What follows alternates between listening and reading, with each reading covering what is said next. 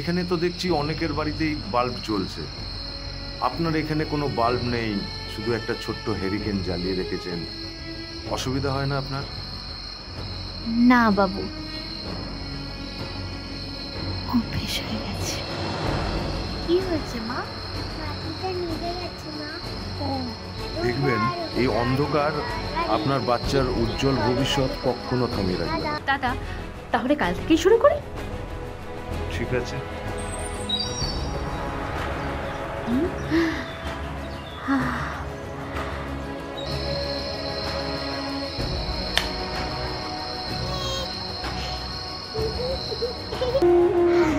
আমরা আপনাকে বলেছিলাম না যে এই অন্ধকার আপনার সন্তানের চলার পথ কখনোই থামিয়ে দেবে না। আমরা আমাদের কথা রেখেছি।